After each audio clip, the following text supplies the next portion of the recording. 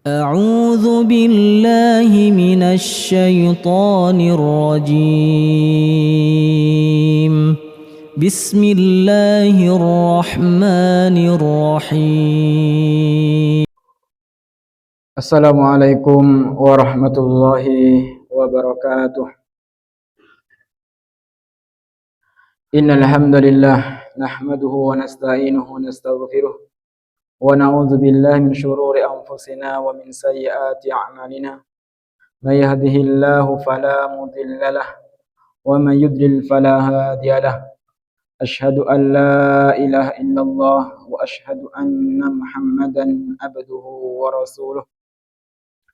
Allahumma salli ala nabiyyina Muhammad wa ala alihi wa sahbihi wa man tabi'ahum bi ihsanin ila yaumiddin, amma ba'd. Qala Allah ta'ala fil Qur'anil Karim, ya ayyuhalladzina amanu taqullaha haqqa tuqatih wa la tamutunna illa wa antum muslimun. Allahumma inna nas'aluka ilman nafi'a wa rizqan thayyiban wa amalan mutaqabbala. Allahumma kfina bihalalika an haramik wa aghnina bifadlika amman siwak. Ma'asyiral muslimin, jamaah salat maghrib yang dimuliakan oleh Allah Subhanahu wa taala. Alhamdulillah, bersyukur kepada Allah Subhanahu wa taala atas segala limpahan karunia-Nya yang Allah berikan kepada kita semuanya, sehingga kita diberi taufik oleh Allah Subhanahu wa taala untuk hadir di majlis ilmu ini yang penuh dengan keberkahan ini. Mudah-mudahan Allah Subhanahu wa taala membalas semua usaha-usaha kita dan menerima semua ibadah-ibadah kita. Amin Allahumma amin. Salawat serta salam semoga tetap tercurahkan kepada Nabi kita Muhammad sallallahu alaihi wasallam, kepada keluarganya, kepada sahabatnya, dan kepada orang-orang yang senantiasa istiqamah mengikuti jejak beliau sampai hari kiamat kelak. Amin Allahumma amin. Ma'asal muslimin, jamaah salat maghrib yang dimuliakan oleh Allah Subhanahu wa taala, kita akan melanjutkan kajian kita, kajian rutin ba'da maghrib, yang mana yang saya bawakan, yang saya kaji adalah kitab Al-Adab Al-Mufrad, kitab masalah adab yang dikarang oleh Al-Imam Bukhari rahimahullahu ta'ala, yang mana pada malam hari ini kita sampai pada babu man adraka walidayhi falam yadkhulil jannah. Bab tentang orang yang mendapati kedua orang tuanya masih hidup, tapi dengan kesempatan itu tidak memasukkan anak itu masuk ke dalam surganya Allah Subhanahu wa ta'ala. Riwayat yang dibawakan oleh Al-Imam Bukhari rahimahullahu ta'ala, sebuah hadis yang dibawakan oleh sahabat Abu Hurairah radhiyallahu anhu, an Abi Hurairah ani Nabi sallallahu alaihi wasallam qala, dari sahabat Abu Hurairah radhiyallahu anhu qala, berkata, qala Rasulullah sallallahu alaihi wasallam, ragima anfuh thumma ragima anfuh thumma ragima anfuh, qila man ya Rasulullah sallallahu alaihi wasallam, siapa yang celaka itu wahai Rasulullah sallallahu alaihi wasallam? Maka Nabi mengatakan, man adraka walidayhi indahul kibar, orang yang mendapati kedua orang tuanya dalam usia yang renta, usia sepuh, au ahadihima, atau salah seorang dari keduanya, fadakhalan nar, kemudian dia masuk ke dalam neraka. Di dalam riwayat yang lain, falam yadkhulil jannah, dan dia tidak masuk ke dalam surganya Allah Subhanahu wa ta'ala. Di dalam hadis ini Rasulullah sallallahu alaihi wasallam mengulangi sebanyak 3 kali ragima anfuh, summa ragima anfuh, summa ragima anfuh. Beliau ulangi sebanyak 3 kali. Ini menunjukkan takkid dari Rasulullah sallallahu alaihi wasallam, kesungguhan dari Rasulullah sallallahu alaihi wasallam, dan ini merupakan doa Rasulullah sallallahu alaihi wasallam. Bagaimana mustajabahnya doa yang dipanjatkan oleh Rasulullah sallallahu alaihi wasallam. Raghima anfu ini artinya sebuah ungkapan dalam bahasa Arab. Kalau kita artikan sungguh celaka. Sungguh celaka dan sungguh celaka. Atau kita artikan sungguh terhina. Sungguh terhina dan sungguh terhina. Atau kita artikan sungguh merugi dan sungguh merugi. Kemudian ditanyakan kepada Rasulullah SAW, siapa orang itu wahai Rasulullah sallallahu alaihi wasallam, orang yang celaka itu wahai Rasulullah sallallahu alaihi wasallam? Maka Nabi mengatakan, yaitu orang atau seorang anak yang mendapati orang tuanya dalam keadaan usia renta, tapi dengan kesempatan itu dia tidak bisa memasukkan anak itu ke dalam surga. Dengan sebab yang mulia itu, anak itu tidak bisa masuk ke dalam surganya Allah Subhanahu wa ta'ala. Kita diperintahkan oleh Allah Subhanahu wa ta'ala untuk berbuat ihsan, berbakti kepada kedua orang tua kita dalam semua keadaan. Ketika orang tua kita dalam keadaan sehat, dalam keadaan masih kuat, dalam keadaan muda, kita disuruh untuk berbakti. Tapi kebaktian itu lebih ditekankan lagi ketika kedua orang tua kita dalam keadaan sepuh. Kata Rasulullah sallallahu alaihi wasallam, kenapa sangat ditekankan di usia yang sepuh ini? Karena di usia seperti ini, seorang anak itu berpotensi tidak bisa merawat orang tuanya. Karena ketika orang tuanya sudah sepuh, berarti di waktu yang bersamaan anak itu juga menjadi orang tua. Dia juga sibuk dengan anaknya. Dia sibuk dengan istrinya. Sehingga berpotensi anak yang seperti ini dia akan sibuk untuk mengurusi anaknya dan tidak memperhatikan orang tuanya. Kemudian berikutnya, di usia renta ini orang tua itu sudah tidak bisa melakukan kebutuhannya sendiri. Ketika di usia muda, dia mau berangkat ke pasar, dia berangkat sendiri. Ketika dia menginginkan sesuatu, mau ke kamar mandi, dia bisa mengerjakan sendiri. Tapi ketika dia di usia renta, ini sangat tergantung pada anaknya. Dia membutuhkan bantuan. Karena hal-hal yang sebelumnya dia bisa kerjakan sendiri, sekarang dia tidak bisa mengerjakan sendiri. Kemudian di usia renta ini, usia rewel-rewelnya orang tua. Rewel dengan sakitnya, ya. Rewel dengan keterbatasannya, ya. Kadang rewel dengan omelannya dan lain sebagainya. Memang kita jumpai banyak orang tua, ketika mereka sudah usia lanjut, ini ujian besar bagi anaknya. Sehingga banyak anak yang tidak sabar merawat orang tua dalam kondisi seperti ini. Dan banyak di lapangan mereka saling melempar orang tuanya kepada saudara yang lain. Dan pernah saya jumpai ketika orang tuanya dalam keadaan sakit. Ada 4 atau 3 bersaudara. Yang kakak bilang ke orang tuanya, suruh ikut adiknya. Si adik bilang ikut kakaknya. Terus seperti itu. Sampai orang tua itu meninggal dunia. Sampai orang tua itu meninggal dunia. Kemudian yang sedang viral kemarin.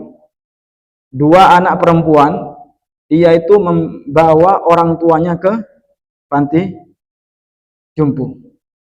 Dia mengingatkan, dia berwasiat, kalau orang tua saya ini meninggal dunia, tidak perlu dikabari. Tidak perlu dikabari. Padahal seharusnya ma'asal muslimin yang dimuliakan oleh Allah Subhanahu wa ta'ala, di usia yang seperti itu harusnya kita berebut. Karena surga di depan mata. Karena surga di depan mata. Bukan sebaliknya, malah di usia yang seperti itu, ketika kita mendapatkan keutamaan, fadilah yang besar, merawat orang tua, kemudian kita tidak mau merawat orang tua. Hendaklah kita berebut. Sebagaimana kita ketika masih kecil, orang tua itu semangat untuk merawat kita. Kita rewel, kita butuh biaya, kita mau makan, semuanya disediakan oleh orang tua kita. Maka kenapa ketika orang tua tidak bisa mengerjakan aktivitasnya sendiri, kemudian anak itu menelantarkan orang tua. Jadi ma'asal muslimin yang dimuliakan oleh Allah Subhanahu wa taala, hendaklah kita berbakti kepada kedua orang tua kita di setiap keadaan. Tapi yang lebih ditekankan lagi ketika orang tua kita di usia renta. Itu maksudnya dari hadis ini. Kemudian hadis berikutnya atau bab berikutnya yaitu bab yang ke-12, babu la yastaghfir li abihil musyrik. Bab tidak boleh memintakan istighfar untuk bapaknya yang musyrik. Jadi tidak boleh bagi seorang anak memintakan ampunan kepada Allah Subhanahu wa taala untuk bapaknya yang musyrik. Termasuk untuk ibunya yang musyrik. Termasuk semua orang yang Islam tidak boleh memintakan istighfar untuk orang musyrik lainnya.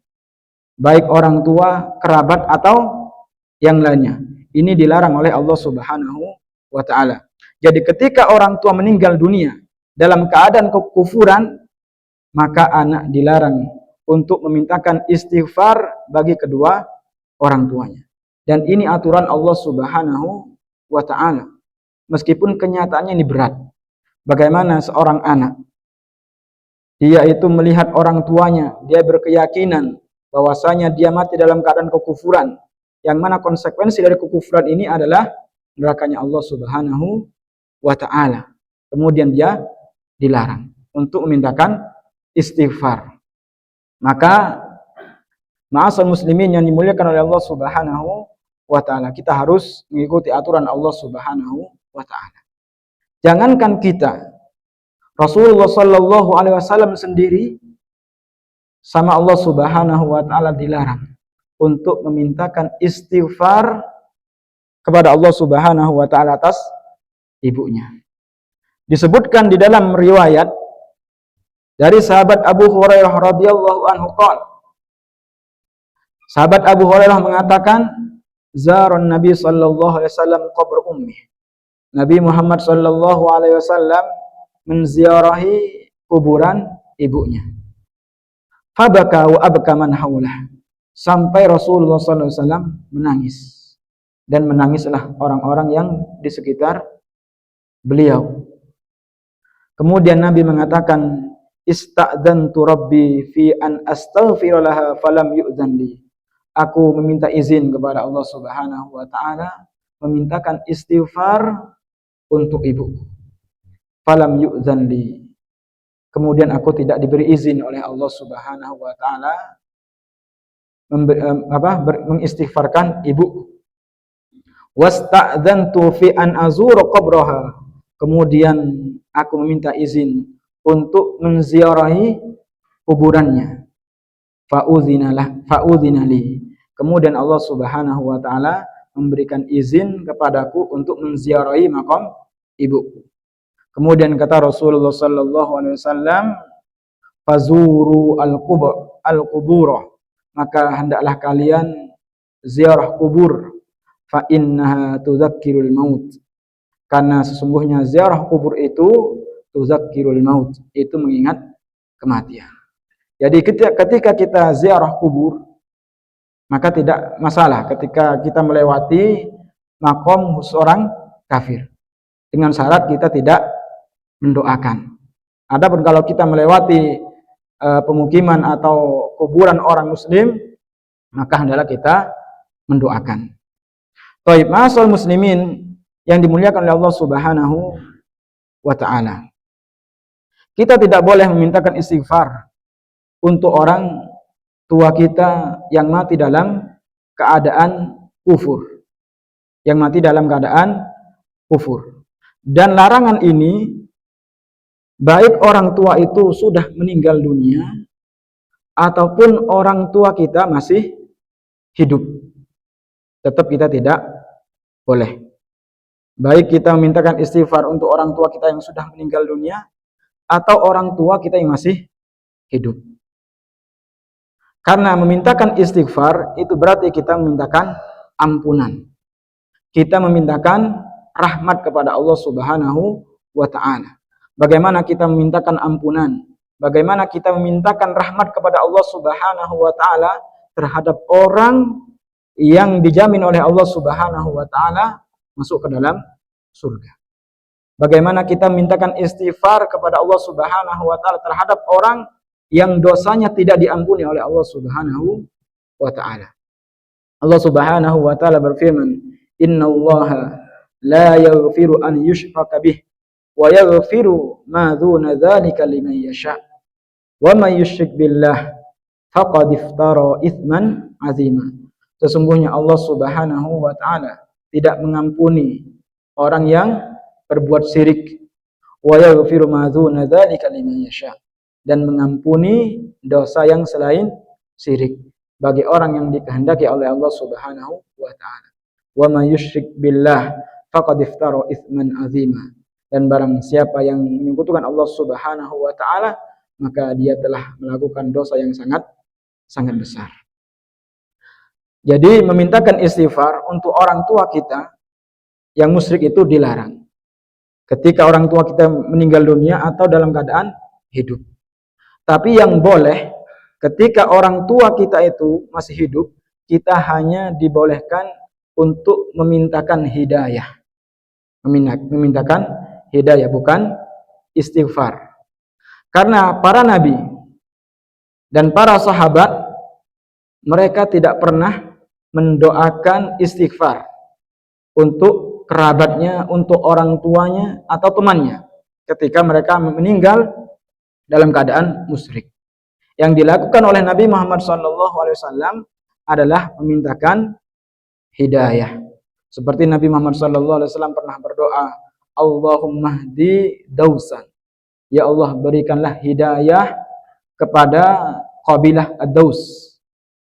Kemudian Nabi pernah berdoa kepada Allah Subhanahu wa ta'ala. Nabi mendoakan ibunya sahabat Abu Hurairah. Disebutkan dalam hadis Nabi Muhammad SAW berkenaan dengan ibunya sahabat Abu Hurairah ini, bahwasanya Abu Hurairah itu sering mengajak orang tuanya untuk masuk Islam.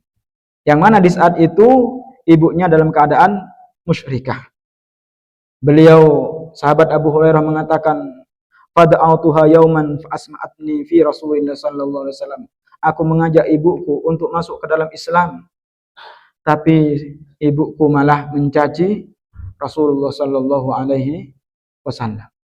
Kemudian aku pun datang kepada Rasulullah sallallahu alaihi wasallam dalam keadaan menangis. Sahabat Abu Hurairah mengatakan, "Ya Rasulullah, inni kuntu ad'u ummi ilal Islam." Ya Rasulullah sallam, aku mengajak ibuku untuk masuk Islam. Fata'ba, ibuku enggan wahai Rasulullah sallallahu alaihi wasallam. Malah ibuku mengucapkan sesuatu yang mencelamu wahai Rasulullah sallallahu alaihi wasallam, yang aku tidak suka mendengarnya. Kemudian sahabat Abu Hurairah mengatakan, "Fad'ullah ayyahdiya ummi Abu Hurairah." Ya Rasulullah, doakanlah ibuku untuk mendapatkan hidayah. Faqala Rasulullah sallallahu alaihi wasallam, kemudian Rasulullah sallam mendoakan ibunya sahabat Abu Hurairah. Beliau mengatakan, "Allahumma hdi ummi Abi Hurairah." Ya Allah, berikanlah hidayah kepada ibunya Abi Hurairah. Fahrajtu mustabsyira bida'watin Nabi sallallahu alaihi wasallam. Sahabat Abu Hurairah mengatakan, aku bahagia dengan doanya Rasulullah sallallahu alaihi wasallam. Karena doanya Rasulullah sallallahu alaihi wasallam mustajabah. Falamma ji'tu fasirtu ilal bab fa idza huwa mujaf. Ketika aku pulang ke rumah, kemudian ketika aku mau masuk ternyata pintu itu terkunci. Fasami'at ummi khashfa qadamai. aku mendengar ibuku sedang mandi. Kemudian setelah ibuku selesai mandi, beliau cepat-cepat membukakan pintu. Kemudian ketika ibuku membuka pintu, aku mendengar ibuku mengatakan, asyhadu an la ilaha illallah wa asyhadu anna Muhammadan abduhu wa rasuluh. Ibuku membaca syahadat dan masuk Islam. Kemudian aku pun bahagia, kata sahabat Abu Hurairah. Kemudian aku kembali kepada Rasulullah sallallahu alaihi wasallam dalam keadaan menangis karena saking bahagianya. Beliau mengatakan, ya Rasulullah abshir, wahai Rasulullah sallam, bergembiralah, qad istajaballah da'watak. Allah Subhanahu wa taala mengabulkan doamu wahai Rasulullah sallam. Allah Subhanahu wa taala memberikan hidayah kepada ibuku. Fahamidallahu athna alaih wa qala khaira. Kemudian Rasulullah sallam memuji Allah Subhanahu wa taala wa athna alaih, dan mengucapkan kalimat-kalimat yang sifatnya pujian, wa qala khaira, dan mengucapkan kebaikan. Ini di antara dalil bahwasanya kita tidak dibolehkan untuk memintakan istighfar kepada orang yang musyrik, meskipun itu orang tua kita. Yang dibolehkan hanya memintakan hidayah. Baik, ma'asal muslimin yang dimuliakan oleh Allah Subhanahu wa taala.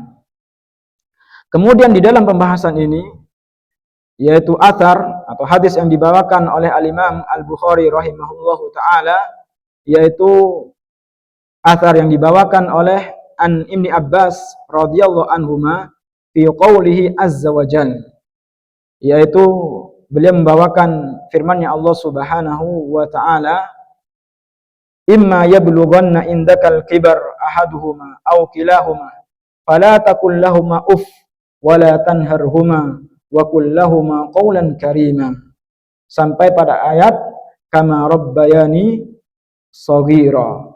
Fanasahat hal ayah fi bara'ah ma kana linabiyyin walladzina amanu an yastaghfiru lil musyrikin walau kanu uli qurba min ba'di ma tabayyana lahum annahum ashabul jahim.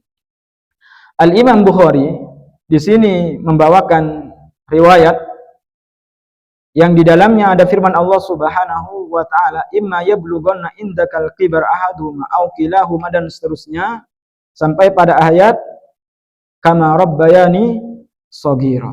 Yang mana ayat ini sifatnya umum. Artinya kita boleh mendoakan orang tua kita yang dalam keadaan Islam atau keadaan musyrik. Itu dalam ayat ini. Tapi ayat ini diikat dengan ayat yang lain. Diikat dengan ayat yang lain, yaitu di dalam surah At-Taubah, yaitu surat Al-Bara'ah. Allah Subhanahu wa taala berfirman, ma kana linabiyyin walladzina amanu an yastaghfiru lil musyrikin walau kanu uli qurba mim ba'di ma tabayyana lahum annahum ashabul jahim. Yang artinya tidak pantas bagi Nabi walladzina amanu, dan bagi orang-orang yang beriman, an yastaghfiru lil musyrikin, untuk memintakan istighfar kepada Allah Subhanahu wa taala bagi orang yang musyrik, walau kanu uli qurba, meskipun orang musyrik itu termasuk kerabatnya, mim ba'di ma tabayyana lahum, setelah jelas bahwasanya bagi mereka ashabul jahim, penduduk api neraka.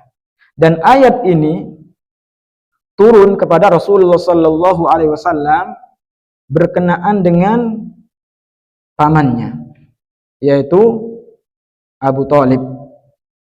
Ketika Abu Thalib dalam keadaan naza sama Rasulullah sallallahu alaihi wasallam dijenguk, kemudian ditalqin, ya ammi, ucapkanlah kalimat yang dengan kalimat itu aku jadikan hujjah besok di sisi Allah Subhanahu wa taala. Beliau ulang-ulang. Tapi meskipun demikian, temannya di sampingnya juga mengulang-ulangnya. Atarwab an dini Abdul Muttalib. Wahai Abu Thalib, apakah kamu sudah membenci agamanya Abdul Muttalib? Kemudian Abu Thalib memberikan isyarat, mengucapkan bahwasanya dia tetap berada di dalam agamanya Abu Thalib. Dan kemudian Rasulullah SAW bersedih ketika meninggal dalam keadaan kekafiran pamannya ini. Maka Nabi mengatakan, wahai paman, aku akan senantiasa memintakan istighfar kepada Allah Subhanahu wa taala untukmu wahai paman selama aku tidak dilarang. Langsung turun ayat seketika itu, maka nabiyyin walladzina amanu ayastaghfiru lil musyrikin walau kanu uli qurba min ba'di ma tabayyana lahum annahum ashabul jahim. Ma'asal muslimin yang dimuliakan oleh Allah Subhanahu wa taala. Dari ayat ini atau dari hadis ini ada beberapa pelajaran. Pelajaran pertama, bahwasanya hidayah taufik itu hanya milik Allah Subhanahu wa taala. Nabi Muhammad sallallahu alaihi wasallam tidak memiliki hidayah taufik. Seandainya Nabi Muhammad sallallahu alaihi wasallam memiliki hidayah taufik, maka Nabi akan memberikan hidayah kepada orang yang beliau cintai, termasuk kepada pamannya. Nabi hanya memiliki hidayatul irsyad, hanya menyampaikan, hanya mendakwai, hanya menuntun menuju Allah Subhanahu wa taala. Hasilnya diserahkan kepada Allah Subhanahu wa taala. Dan ini yang disebut dengan hidayatul taufik. Nabi Muhammad sallallahu alaihi wasallam tidak memiliki hidayah ini. Makanya kata Allah Subhanahu wa taala kepada Rasulullah sallallahu alaihi wasallam, "Laisa 'alaika hudahum, walakinnallah yahdi may yasha." Laisa 'alaika hudahum, bukanlah kewajibanmu Muhammad untuk memberikan hidayah kepada mereka. Walakinnallah yahdi may yasha. Tetapi hanya Allah Subhanahu wa taala yang bisa memberikan hidayah kepada orang yang Dia kehendaki.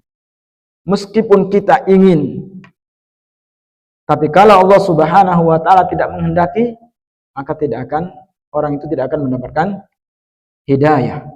Di dalam ayat yang lain Allah Subhanahu wa taala berfirman, "In tahris ala hudahum fa innallaha la yahdi man yudil." Ketika kalian sangat menginginkan atas hidayah kepada mereka, fa innallaha la yahdi man yudil. Sesungguhnya Allah Subhanahu wa taala tidak memberikan hidayah kepada orang yang disesatkan oleh Allah Subhanahu wa taala. Wa ma lahum min nasirin, dan bagi mereka tidak ada seorang pun yang menjadi penolong. Kemudian Allah Subhanahu wa taala juga berfirman di ayat yang lain, yaitu surat Al-Qasas ayat yang ke-56, "Innaka la tahdi man ahbabt." Terus terang Allah Subhanahu wa taala dengan kalimat yang jelas, "Innaka la tahdi man ahbabt." Sesungguhnya engkau Muhammad tidak bisa memberikan hidayah man ahbabt, orang yang engkau cintai. Walakinnallah yahdi may yasha. Akan tapi Allah Subhanahu wa taala yang memberikan hidayah kepada orang yang Dia kehendaki. Wa huwa a'lamu bil muhtadin. Dan Allah Subhanahu wa taala zat yang Maha mengetahui terhadap orang yang berhak untuk mendapatkan hidayah. Baik, ma'asal muslimin yang dimuliakan oleh Allah Subhanahu wa taala. Sehingga di dalam pembahasan ini kita sebagai seorang anak harusnya senantiasa untuk memintakan istighfar kepada Allah Subhanahu wa taala untuk orang tua kita yang muslim. Maka ketika orang tua kita meninggal dalam keadaan musyrik, maka kita tidak boleh untuk mintakan istighfar. Meskipun ini berat, tapi ini aturan Allah Subhanahu wa taala. Baik, kemudian bab berikutnya yaitu bab birrul walid al musyrik. bab berbakti kepada orang tua yang musyrik. Jadi sebelumnya Imam Bukhari membawakan bab larangan memintakan istighfar untuk orang tua yang musyrik. Kemudian di bab berikutnya ini bab tetap berbakti kepada orang tua meskipun orang tua itu musyrik. Ini diantara fikihnya Imam Al-Bukhari rahimahullahu ta'ala. Ma'asal muslimin yang dimuliakan oleh Allah Subhanahu wa ta'ala. Dari bab ini bahwasanya bakti seorang anak itu tidak pernah terputus meskipun orang tua itu dalam keadaan musyrik. Tidak terputus. Ini untuk berbaktinya saja, bukan masalah doanya. Dalil yang dibawakan oleh Imam Bukhari dalam masalah ini adalah athar dari sahabat Sa'ad bin Abi Waqqas. Sahabat Abi Waqqas, beliau mengatakan, nazalat fiyya arba'u ayat. Turun mengenai diriku 4 ayat. Jadi ada 4 ayat yang itu turun berkenaan dengan Sa'ad bin Abi Waqqas. Ayat yang pertama, kata beliau, kanat ummi halafat alla ta'kula wa la tashrab hatta ufariqa Muhammad sallallahu alaihi wasallam. Kata beliau, ibuku bersumpah, dia tidak mau makan, wala tashrab, dan tidak mau minum sampai aku meninggalkan agamanya Rasulullah sallallahu alaihi wasallam. Maka langsung turun ayat, kata beliau mengenai sahabat Sa'ad bin Abi Waqqas ini, wa in jahadaka ala an tusyrika bima laysa laka bihi ilm fala tuti'huma wa sahibhuma fid dunya ma'rufa.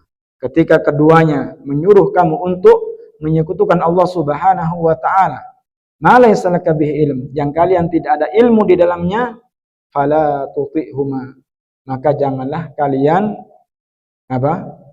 mentaati keduanya. Wa sahibhuma fid dunya ma'rufa, dan kalimat ini, ayat ini yang dijadikan dalil oleh Al-Imam Bukhari rahimahullahu taala dalam bab ini. Meskipun orang tua kita musyrik, maka kita terus untuk berbakti kepada kedua orang tua kita. Ini merupakan kegigihan sahabat Sa'ad bin Abi Waqqas untuk memegang agamanya Rasulullah sallallahu alaihi wasallam. Dan sahabat Sa'ad bin Abi Waqqas ini terkenal dengan sahabat yang paling patuh terhadap orang tuanya. Sehingga ancaman dari orang tuanya. Wahai Sa'ad, tinggalkanlah agamanya Muhammad. Kalau kamu tidak meninggalkan agamanya Muhammad, saya akan menahan untuk tidak makan dan minum. Di riwayat yang lain selama 3 hari. Maka dijawab oleh sahabat Sa'ad bin Abi Waqqas, ya ummi, wahai ibuku, seandainya ibu memiliki 100 nyawa, kemudian 100 nyawa itu keluar satu persatu, jadi hidup kemudian meninggal, saya tidak akan meninggalkan agamanya Rasulullah sallallahu alaihi wasallam. Kalau ibu mau makan, silahkan makan. Kalau ibu enggak mau makan, ya sudah, enggak usah makan.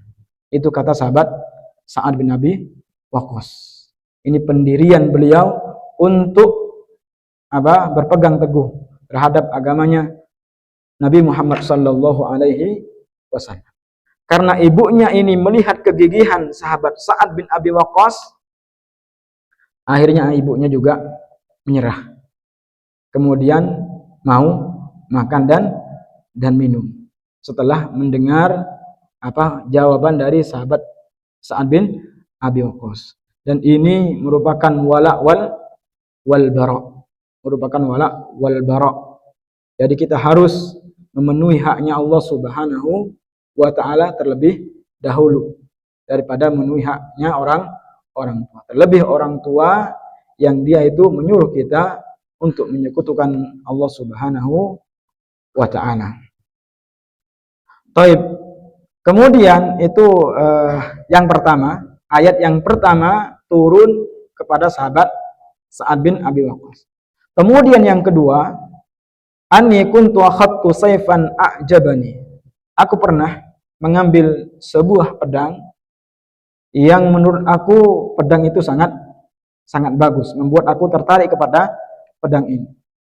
Fakultu ya Rasulullah, kemudian aku berkata kepada Rasulullah SAW, ya Rasulullah, habli hadha, berikanlah pedang ini kepadaku, wahai Rasulullah SAW. Fanazalat ayah, maka turunlah ayat yas'alunaka anil anfal.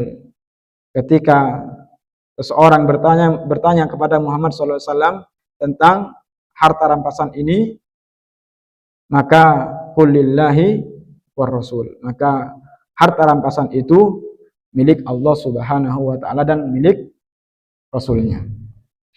Kemudian yang ketiga, anni maritu fa'atani Rasulullah sallallahu alaihi wasallam. Anni maritu, aku sakit, kata sahabat Sa'ad bin Abi Waqqas. Kemudian aku mendatangi Rasulullah sallallahu alaihi wasallam. Kemudian aku mengatakan kepada Rasulullah sallam, inni uridu an uqassima mali. Ya Rasulullah, aku ingin membagikan hartaku ini. Sahabat Sa'ad bin Abi Waqqas ingin berwasiat. Fa'afa usi bin nisf, apakah aku boleh berwasiat dengan separuh hartaku? Faqala la, tidak, kata Rasulullah sallallahu alaihi wasallam. Faqultu ats-tsuluts, bagaimana kalau sepertiga wahai Rasulullah sallam? Fasakat, kemudian Nabi Muhammad sallallahu alaihi wasallam pendiam. Fakana tsuluts ba'dahu jaiza, maka sahabat Sa'ad dibolehkan untuk mewasiatkan hartanya sepertiga. Dan ini batas maksimal seorang itu ketika berwasiat. Ini batas maksimal. Kalau kurang dari itu afdol. Kalau kurang dari itu lebih afdol. Ini batas maksimal sepertiga. Karena Rasulullah sallallahu alaihi wasallam lebih menginginkan ahli waris itu tidak ditinggalkan dalam keadaan minta-minta, dalam keadaan kekurangan. Jadi untuk wasiat itu maksimal sepertiga dari hartanya. Dan wasiat ini tidak boleh kepada siapa? Kepada ahli waris. Harus kepada orang lain yang dia tidak menerima warisan.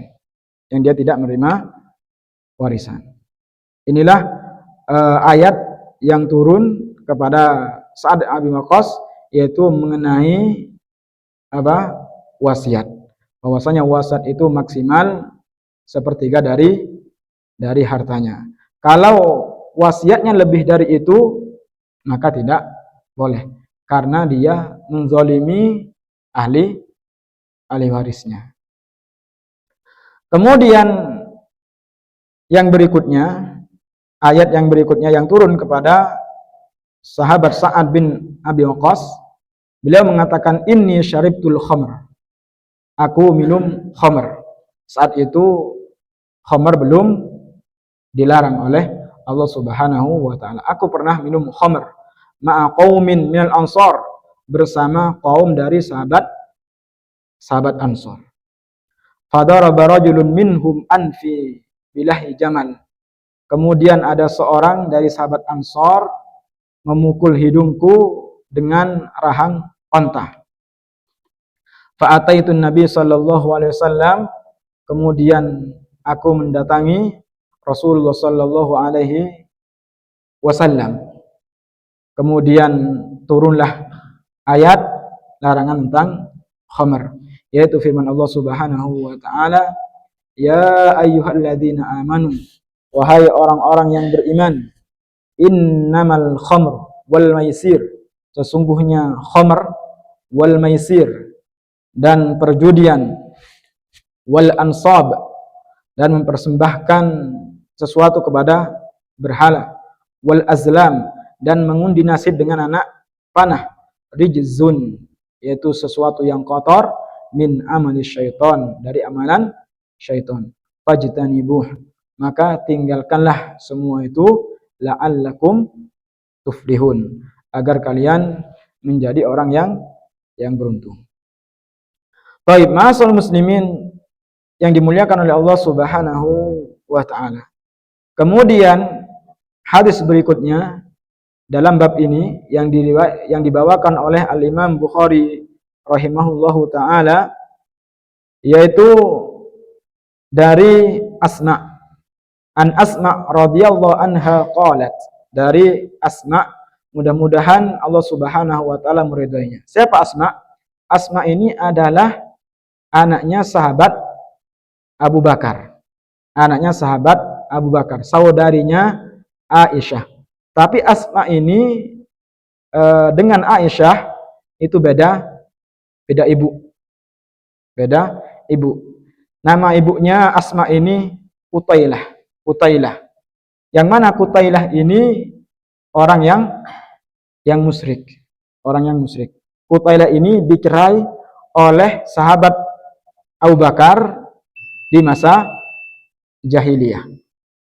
Jadi Asma ini saudaranya Aisyah tapi beda ibu. Apa kata Asma? Qadimat alayya ummi wa hiya musyrikah fi ahdi Quraisy. Datang kepadaku ibuku pada masa perjanjian Rasulullah SAW dengan orang Quraisy, yaitu di masa antara bainal Hudaybiyah wal Fath, antara perjanjian Hudaybiyah dan Al-Fath. Fa astaftaitu Rasulullah SAW. Kemudian aku meminta fatwa kepada Rasulullah SAW. Apa kata Asma? Inni ummi qadimat alaiha wa hiya raghibah ya Rasulullah SAW. Ibuku datang kepadaku, dia dalam keadaan raghibah, dalam keadaan membutuhkanku. Dia berharap baktiku kepadanya. Afa asil ummi, apakah aku menyambung dengan ibuku wahai Rasulullah sallallahu alaihi wasallam? Maka Rasulullah SAW mengatakan, "Na'am." Iya, sili ummik, kamu sambung ibumu. Dan ini dalil yang dibawakan oleh Al-Imam Al-Bukhari rahimahullahu taala. Jadi meskipun orang ibunya itu musyrik sama Rasulullah SAW, terus disuruh untuk menyambungnya, terus berbuat baik kepada ibunya, kepada orang tuanya.